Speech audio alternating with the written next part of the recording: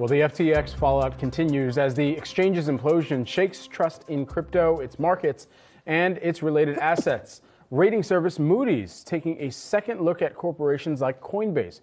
Here with more about the review, we've got Fadi Massih, who is the Moody's Investors Service Vice President and Senior Analyst. Fadi, great to have you here with us.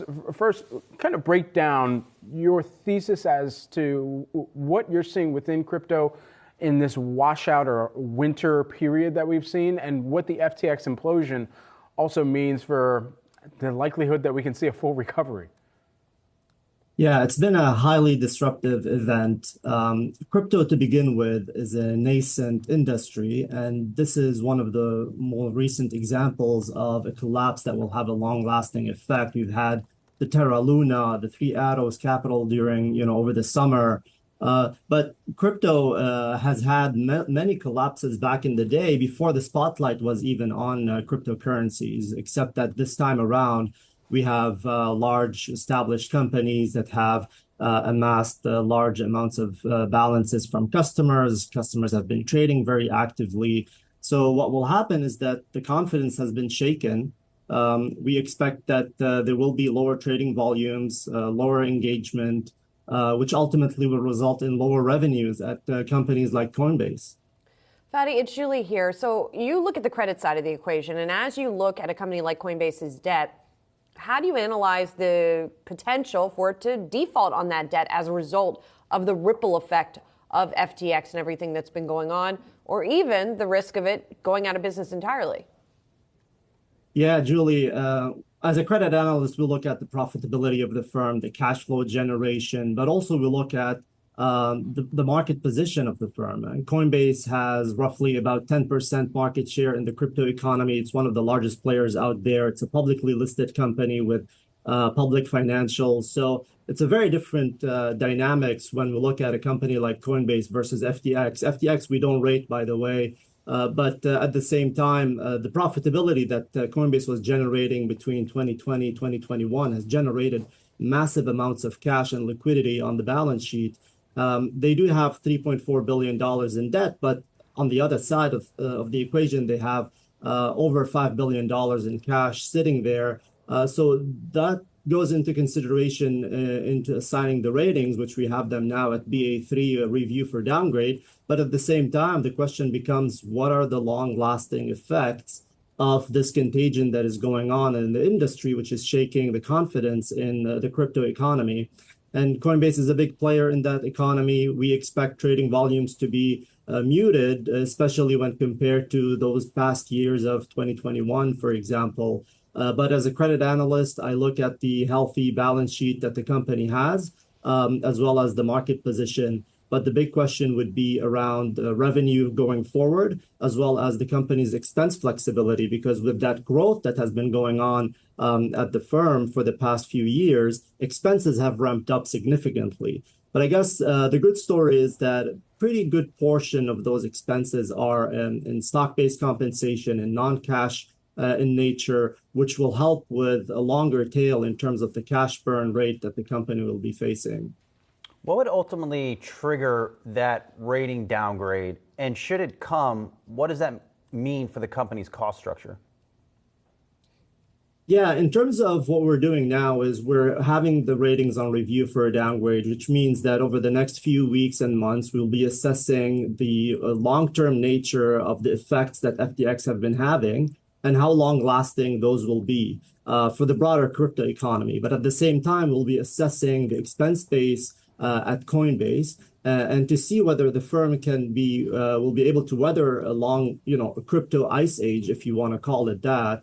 But at the same time, as a credit analyst, we always stress test for the downward scenario, which we did, except that this time when FTX collapse happened on the heels of the Three Arrows Capital and the Terra Luna and the whole disruption that happened, I do want to point out that the direct impact on Coinbase is very, very small, but it's the indirect consequences that comes from crypto adoption or the belief in the long-term nature of crypto on both institutional side as well as the retail side. Those will be factored into the consideration. And in terms of what that means for the cost structure, typically there's a high correlation between the ratings and the cost base that the company could go out and borrow at.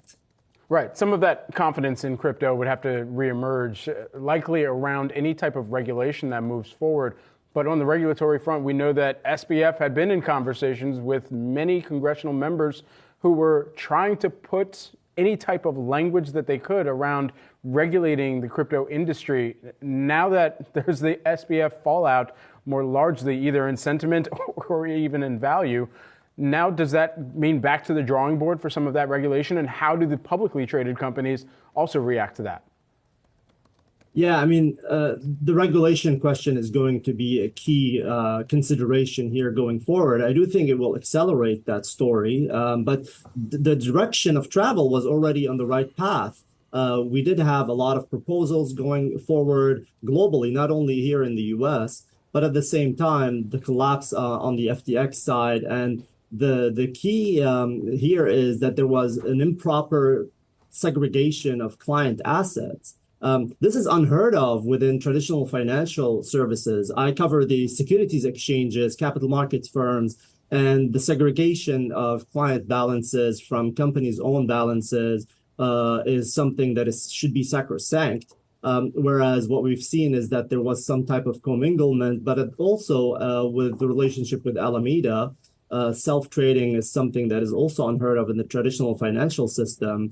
But these crypto exchanges tend to hold, multiple positions. They're at the same time the clearinghouse. They're at the same time the broker, the exchange, and also in the case of FTX and Alameda, the market maker. Coinbase does have a separate or distinct business model, so they're very different from what I just described. But at the same time, the regulatory oversight will be more focused on that segregation to make sure that client assets are properly secured. And what we did see, Brad, is that LedgerX, which is one of the entities that FTX did purchase, was the vehicle through which FTX was trying to get a direct clearing model over the summer. And we did publish on that, highlighting some of the risks of that model. LedgerX had a healthy balance sheet even after the collapse. That regulated entity is a testament to the CFTC oversight and the strength of the financial system in terms of how it's regulated. Whereas the crypto ecosystem is still not as well regulated, but there is a path forward. And I think what happened is going to be a great case study to look at the existing proposals that are in place and see where are some gaps that could be filled based on the learnings from those recent collapses. But for a company like Coinbase that is well established in that ecosystem, I think regulation will be a good thing because it will set the parameters and the rules of the land will be known, and there will be a path forward to go from there.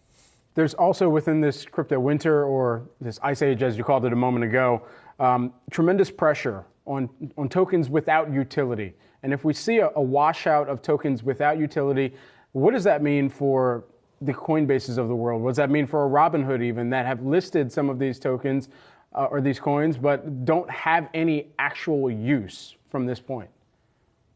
Yeah, I do want to point out, Brad, that for a company like Coinbase, they take a measured approach in which tokens to list and which ones not to list.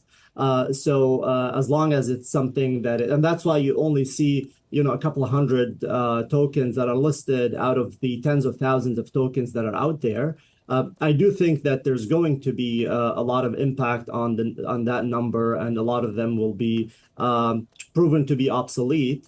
But it always will come back for, on the Coinbase side of the story to which are the tokens that are the most traded. And Bitcoin and Ethereum are one of the largest assets or crypto assets that are being traded on the platform on Coinbase, with the remainder pretty much distributed. They don't really disclose that, but they categorize it within other. It ebbs and flows, I would imagine. But at the same time, I think that washout that you talked about is going to be reflected with less trading activity, which is something that we've been highlighting as a key consideration during our review because of that uncertainty around all those tokens. But I do think that Bitcoin and Ethereum are some of the largest traded crypto assets on Coinbase's platform, and we should expect that to remain the case. But at the same time, it's a question of velocity of trading going forward, which is a key into the revenue of